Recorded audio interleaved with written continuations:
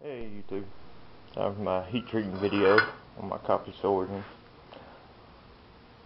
I've had a few people ask me for videos concerning heat treating, and really it's different for everything you're trying to do, whether it be a blade or a tool or whatever, but I'm going to try to give you a pretty good overall process of how heat treating applies to this particular blade here.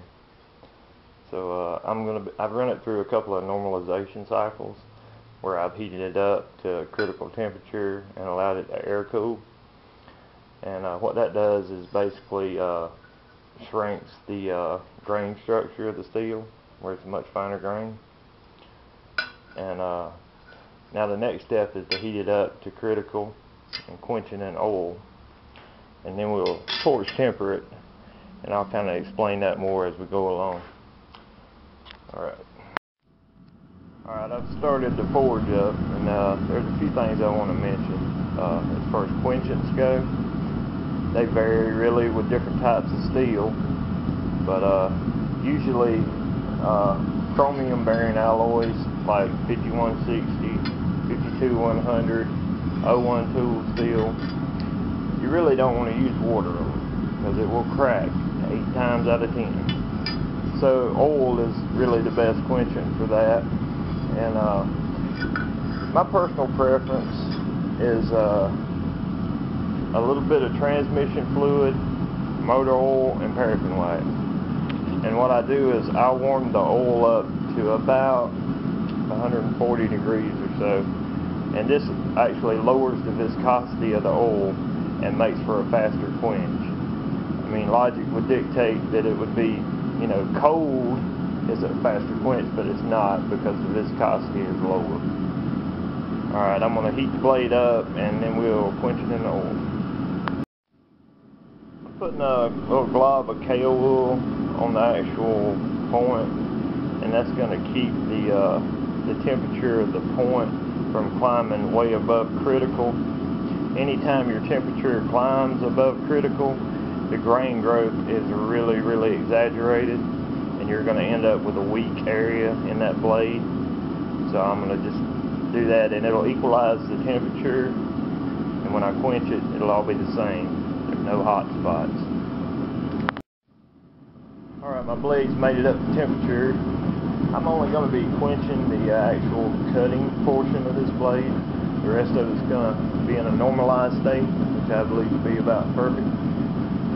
I'm going to knock this kale wool off, quench it in the oil.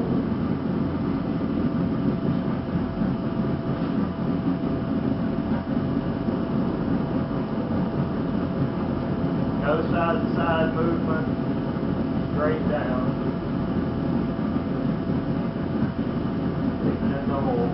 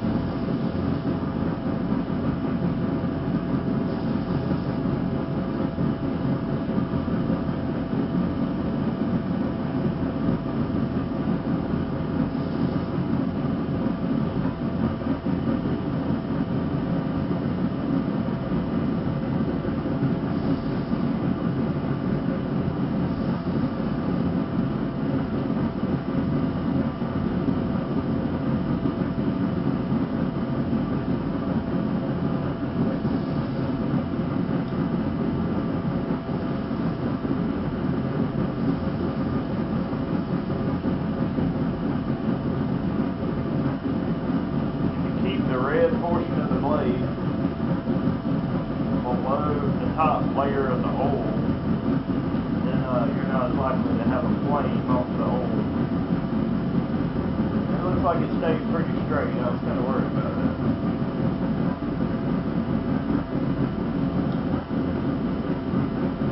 The blade's so long, they tend to warp a lot.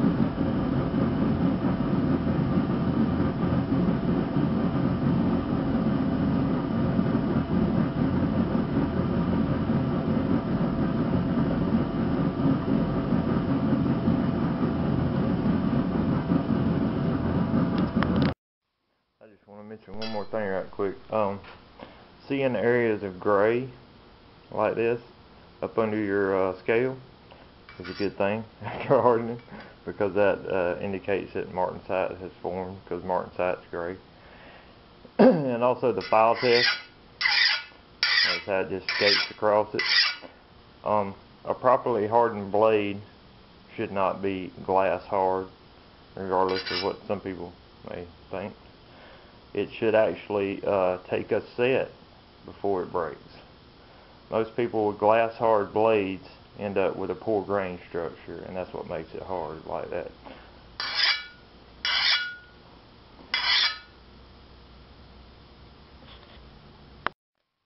Alright, I'm going to show my method of torch tempering blades.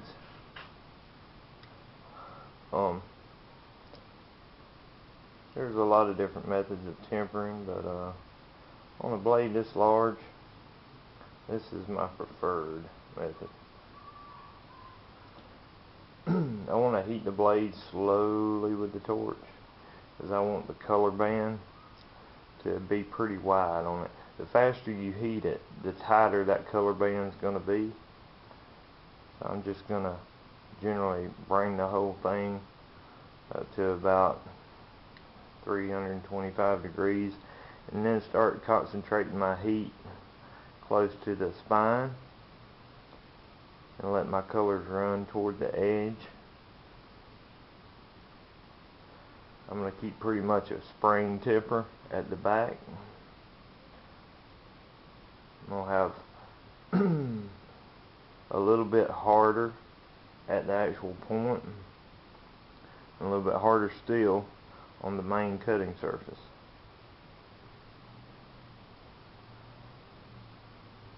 It kind of takes a while to torch temper a blade this large.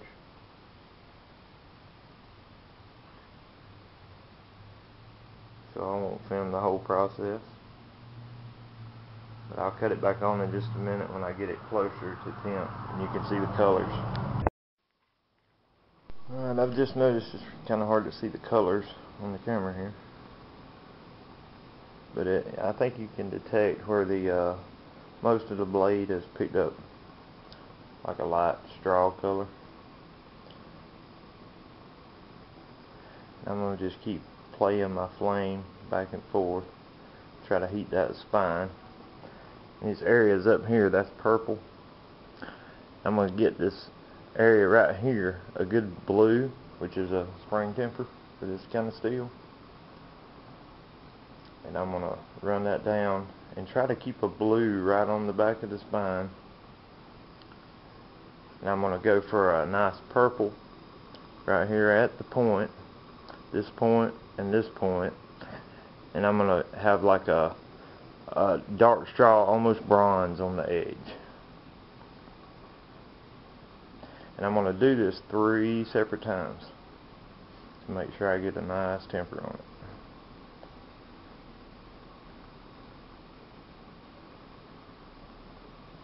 I'll take some still pics when I'm done so you can actually see the colors better.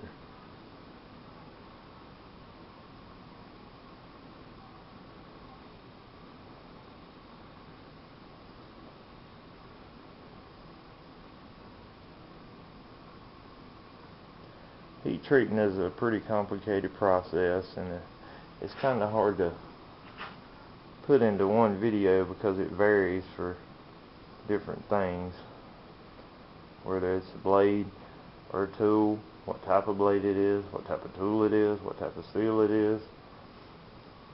And everybody gets a different as quenched hardness for any given steel. There's just so many variables involved. That's a fact. So your tempering colors are always going to be different for different people. So you really need to experiment and see what works for you by doing destructive analysis testing,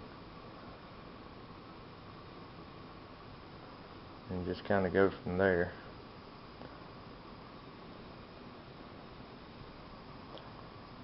But you can mostly see that I've got a nice blue purple all up in this area. And I'm just, the areas that I want to gently heat, I just kind of play my flame across them. I don't want to hold it there and concentrate too much heat in those areas, because the heat will kind of run away from you.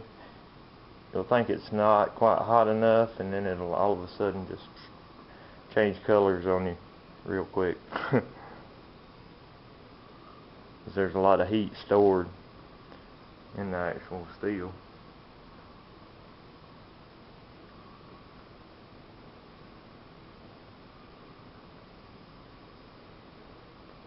Now you want to keep an eye on both sides of the blade while you're doing this. Don't just look at one side, because you want that heat to soak through. Make sure it's soaked all the way through the steel. It's really best to heat it from the opposite side that you're viewing, but it's hard to do with trying to video it.